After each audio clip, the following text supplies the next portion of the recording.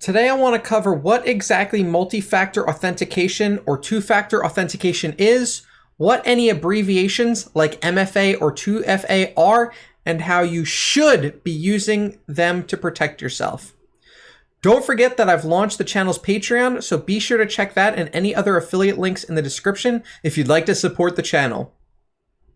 Before I can jump into multi-factor authentication, I'll first have to cover what exactly authentication means in the realm of information security.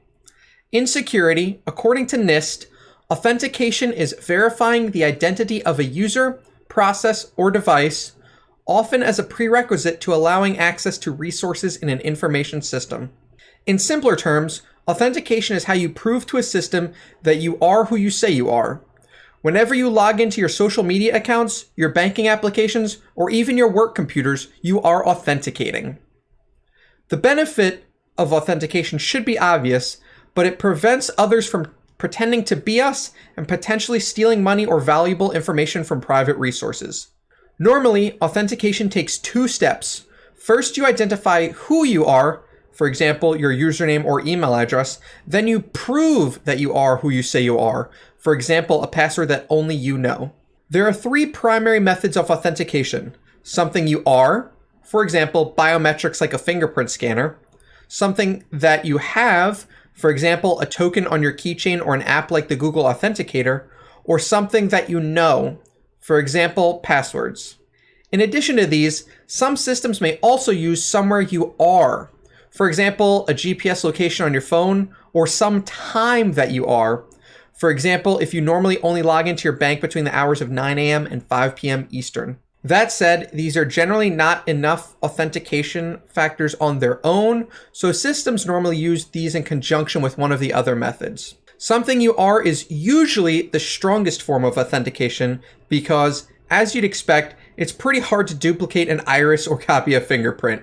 That said, the technology behind some of these authentication methods can be expensive, and cheaper versions may have implementation flaws of their own. This authentication method is starting to become more common, for example, the iPhone Face ID, but this is still too expensive to be common in every system that we use. Something you have has been increasing in popularity over the last few years, especially with the explosion of the smartphone.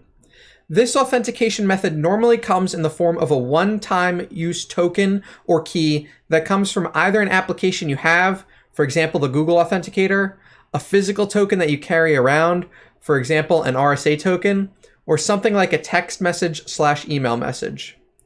While this is another secure method of authentication, getting users a physical device proved to be a barrier before the smart device became universal. Finally, the most common method of authentication is something you know. The primary example of this is passwords. There is no special hardware needed for biometrics, no apps for you to install, and no other tools required to provide our secrets. This is the reason that this is both the most common method of authentication, but also the reason that this is the least secure method of authentication. Due to this, it is incredibly important that you not only create strong passwords, but you keep them as secure as possible. Regardless of what methods of authentication you use, you should keep them as secure as possible.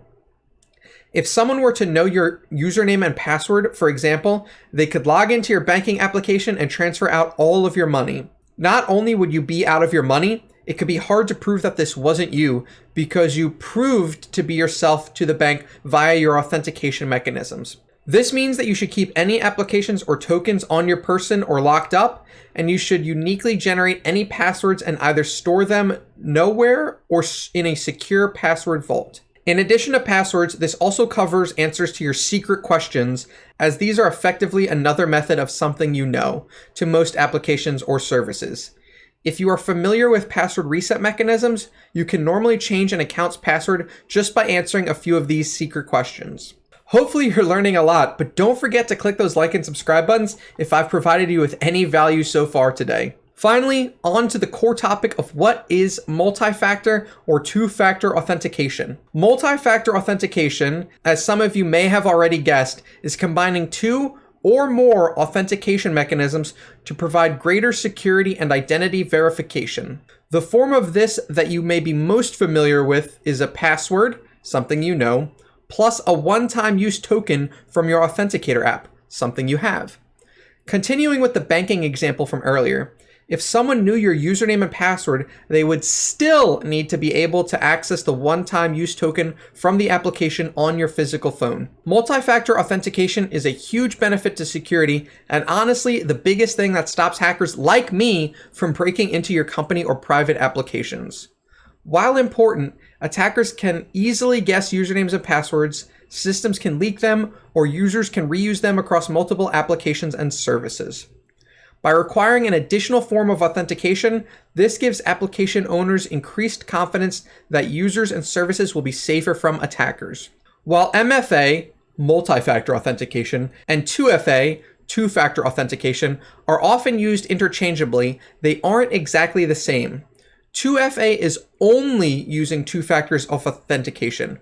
For example, the password and Authenticator app from before. Multi-factor authentication is two or more factors of these authentication.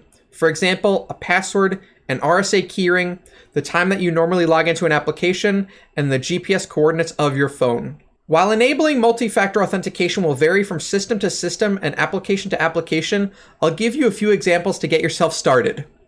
For Google, you'll want to log in, go to your account page, click Security, go to two-step verification, get started, and follow the on-screen steps.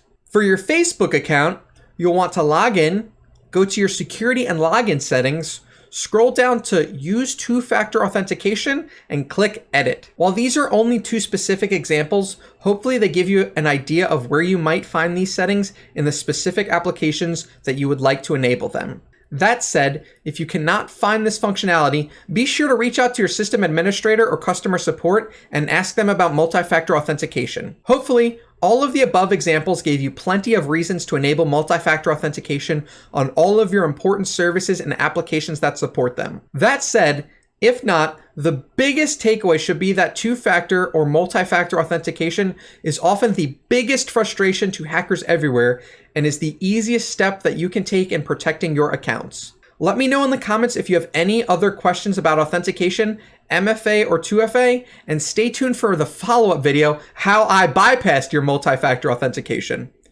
Don't forget to click those like and subscribe buttons, and consider checking out the affiliate and donation links in the description. And, as always, stay secure out there.